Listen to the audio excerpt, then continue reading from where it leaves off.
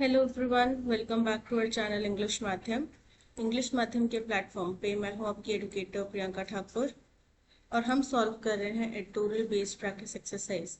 Start करते हैं आज का session with thought of the day, that is sometimes letter becomes never, so do it now. यानी कि कभी कभी कोई चीज अगर आप बाद के लिए टालते हैं तो ऐसा संभव है कि उस कार्य को करने का दोबारा आपको मौका ना लगे, या फिर वो टाइम निकल जाए, वो उस कार्य की जो अहमियत है वो खत्म हो जाए। तो बेहतर है अभी आपके हाथ में वो कार्य है तो अभी कर लो। ठीक है, चलिए स्टार्ट करते हैं reading comprehension and practice exercise for SSCGL 2025. President Donald Trump's decision to charge new applicants for the H-1B highly skilled non-immigrant visa, बोल रहे हैं प्रेसिडेंट डोनाल्ड ट्रंप का जो फैसला है कि जो भी नए एप्लीकेंट्स होंगे, यानी कि जो भी नए एप्लीकेशन आएंगे H-1B वीजा के लिए। अब H-1B वीजा क्या है कि आप वहां पे बहुत आप हाईली स्किल्ड लेबर हो, यानी कि आप जैसे टेक्निकल फील्ड में या और किसी फील्ड में आप बहुत स्किलफुल हो और वहां की कोई कंपनी आपको हायर करना चाहती है। ठीक है, तो आम तौर पे क्या होता है, वो वीजा की एक फीस देते हैं जो कि अब बढ़ा के $100,000 कर दी गई है, नियरली 6 टाइम्स द करंट फी, जो कि अभी की फीस जो है, करंट फीस जो है उससे 6 गुना ज्यादा है। Has caused a wide spread consternation, यानी कि इसने वाइड स्प्रेड यानी कि व्यापक, कॉन्स्टरनेशन यानी कि चिंता, घबराहट पैदा कर दी है।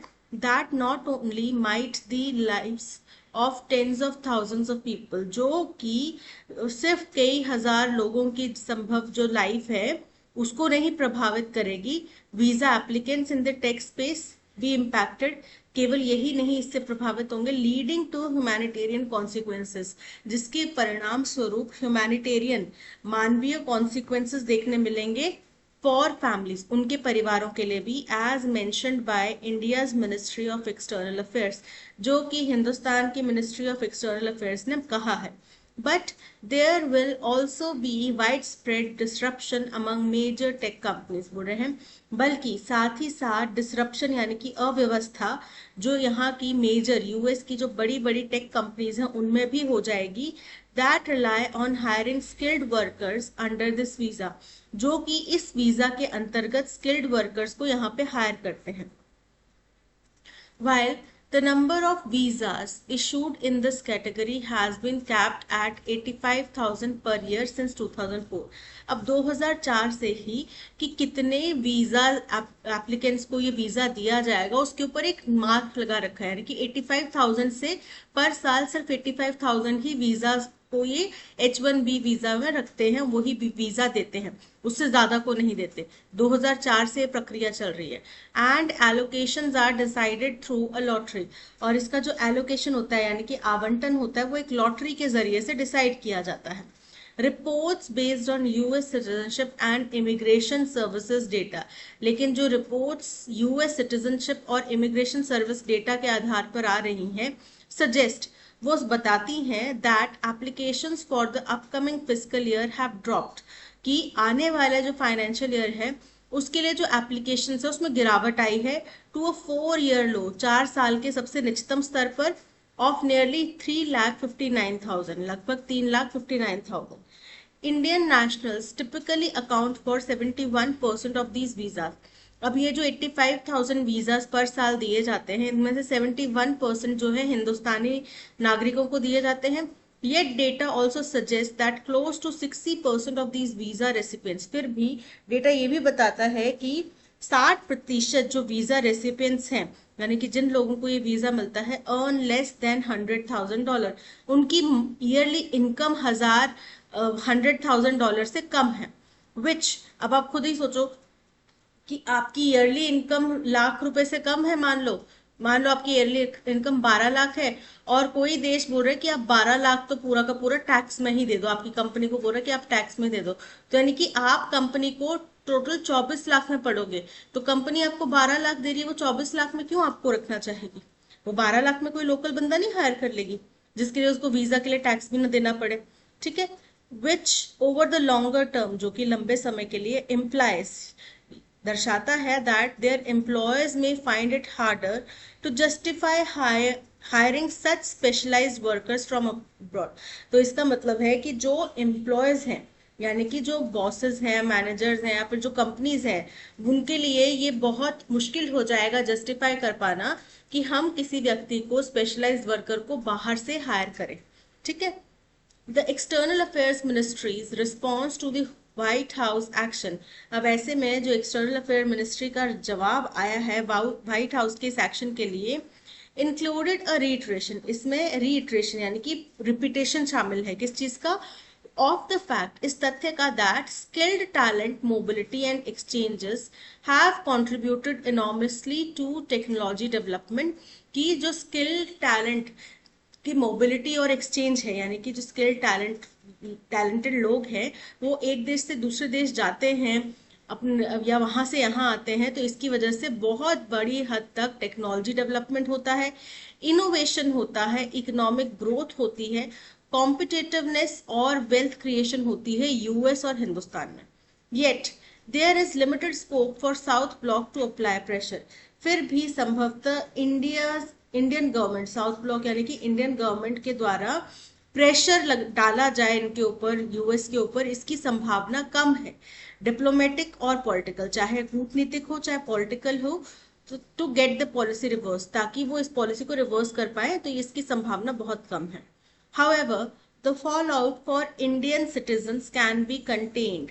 लेकिन जो इसके परिणाम इंडियन सिटीजन्स के लिए, इंडियन नागरिकों के लिए होंगे, उसको कंटेन किया जा सकता है, यानी कि सीमित किया जा सकता है, if there is a proactive approach by government to bolster India's infrastructure. अगर एक सक्रिय कोशिश की जाए भारत सरकार द्वारा कि वो हिंदुस्तान का इंफ्रास्ट्रक्चर को बॉल्स्टर करे, यानी कि मजबूत करे, and undertake necessary reforms to improve the prospects for the Indian tech industry to make even greater strides than it has done so far। और ये अंडरटेक यानी कि ऐसे शुरुआत करे, नेसेसरी रिफॉर्म्स लाए, जिससे कि जो प्रोस्पेक्ट्स यानी कि संभावनाएं इंडियन टेक इंडस्ट्रीज के लिए अभी तक हुई हैं, उससे भी ज्यादा बड़े, ग्रेटर स्ट्राइड्स यानी कि ज्यादा बड़े उछाल, ज्यादा बड़ी प्रगति वो कर पाए।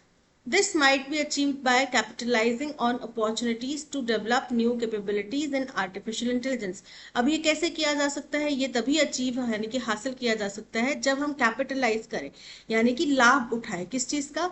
जो अपॉर्चुनिटीज या मौके हमें मिल रहे हैं, न्यू कैपेबिलिटीज, न्यू क्षमताएं बढ़ाने के आर्टिफिशियल इंटेलिजेंस की दुनिया में, exploring new markets across Asia, Asia में नई मार्केट्स को खोजने में, जिसमें कि चाइना, रशिया भी शामिल है, and in parts of Europe, और यूरोप के कुछ हिस्से शामिल हैं। Where the trans Atlantic contagion of nativist, जहां पे ट्रांस एटलांटिक यानी कि अटलांटिक पार का कंटेजियन यानी कि संक्रमण, किस चीज का? नेटिविस्ट का, कि हमें स्वदेशी लोग चाहिए, हमारे देश से दूसरे लोगों को बाहर निकालो, ये प्रोटेक्शनिज्म अभी तक फैला नहीं है, has not found willing takers, यानी कि इसके अभी तक लोग वहां पे, इसकी रुचि रखने वाले लोग अभी वहां पे मौजूद नहीं है, या ज्यादा संभावना नहीं है उनकी। While the Trump order is set to expire within a year, जहां ट्रंप का ये जो आदेश है ये 1 साल के अंदर खत्म हो जाएगा, there is no guarantee that it would not be extended, लेकिन इस बात की कोई गारंटी नहीं है कि इसको आगे एक्सटेंड नहीं किया जाएगा, making it all the more pertinent for policy maker, जिसकी वजह से ये और ज्यादा अप्रोप्रिएट हो जाता है पॉलिसी मेकर्स के लिए टू इवॉल्व, ताकि वो एक लॉन्ग टर्म प्लान इवॉल्व कर सकें, इजाद कर सकें, to reduce reliance of Indian tech workers on the shrinking pool of job opportunities in the US economy, ताकि जो हिंदुस्तान के टेक वर्कर्स हैं उनकी निर्भरता जो यूएस की इकोनॉमी है, जिसमें कि जॉब अपॉर्चुनिटीज का जो पूल है वो श्रिंक हो रहा है, कम हो रहा है, उसके ऊपर उनकी निर्भरता को कम किया जा सके।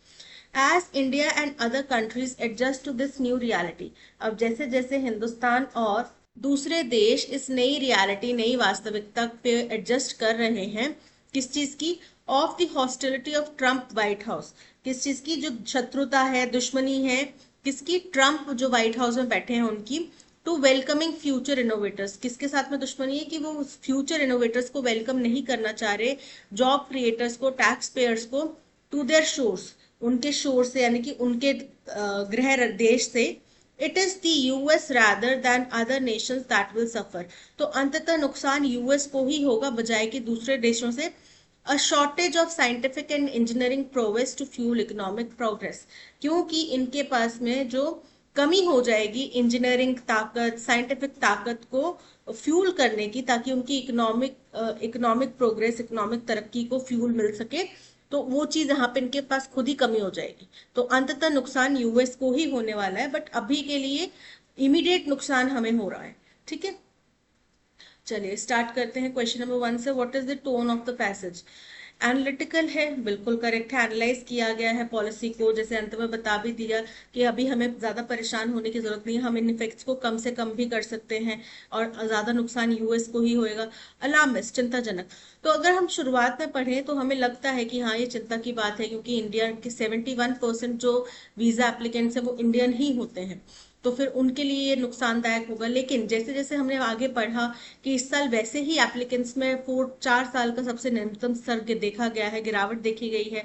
उसके अलावा डाइवर्सिफिकेशन की बात की गई, तो हमारे पास ऑप्शंस हैं, हम उनको यूज कर सकते हैं। ह्यूमरस, व्यंग्यात्मक, मजाकिया नहीं है, इनडिफरेंट नहीं है, analytical option A is correct.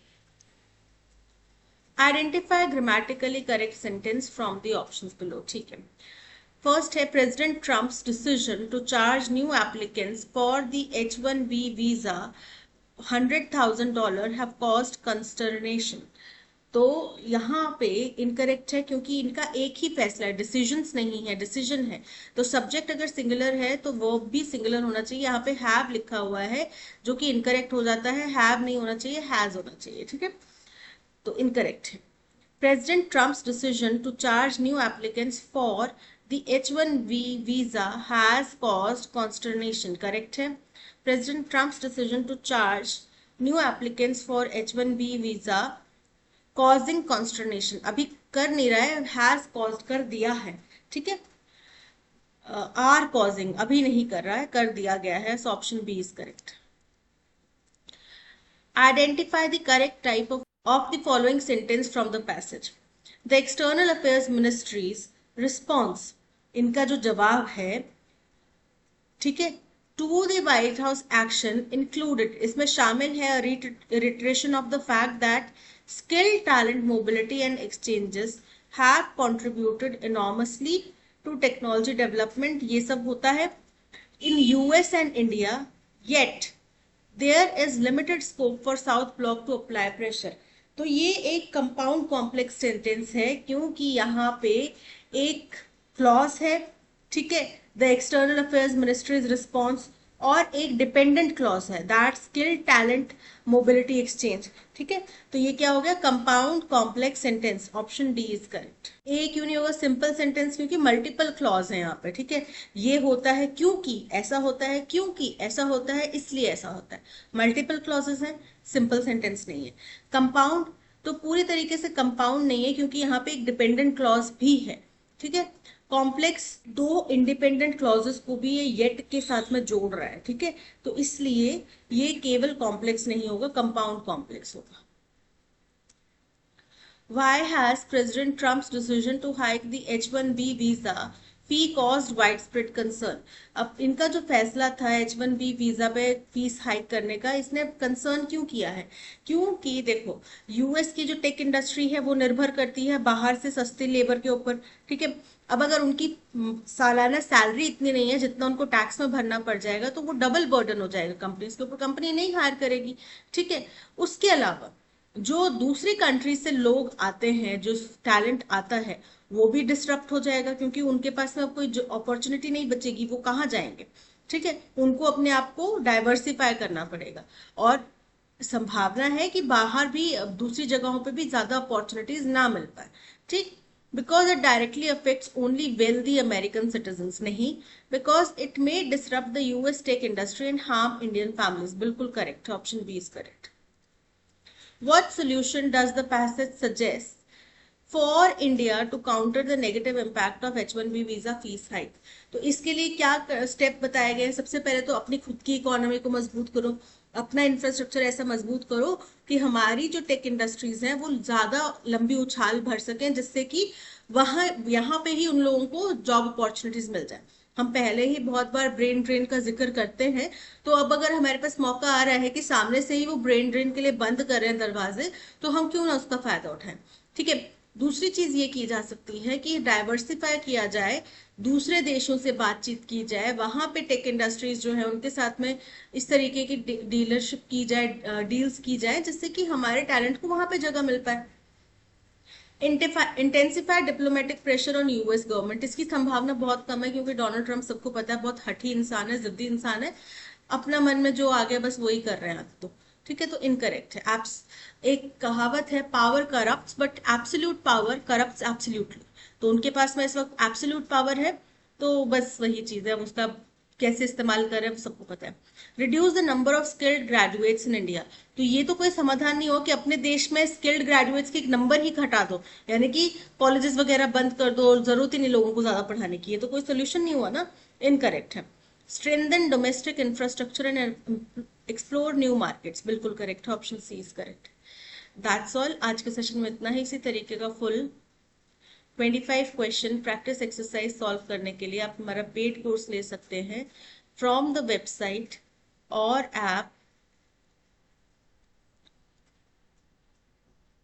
Course में आपको RC, parajumble, clause test, antonym synonym के क्वेश्चंस, एरर फाइंडिंग के क्वेश्चंस मिलेंगे जो कि एग्जाम पैटर्न बेस्ड हैं, तो आप अपनी प्रैक्टिस को इम्प्रूव करने के लिए कोर्स ले सकते हैं। Thank you so much for watching. अगर आपको कंटेंट पसंद आया हो तो लाइक शेयर और सब्सक्राइब जरूर कीजिएगा। मिलते हैं नेक्स्ट सेशन में। Till then keep learning and keep practicing. Bye bye.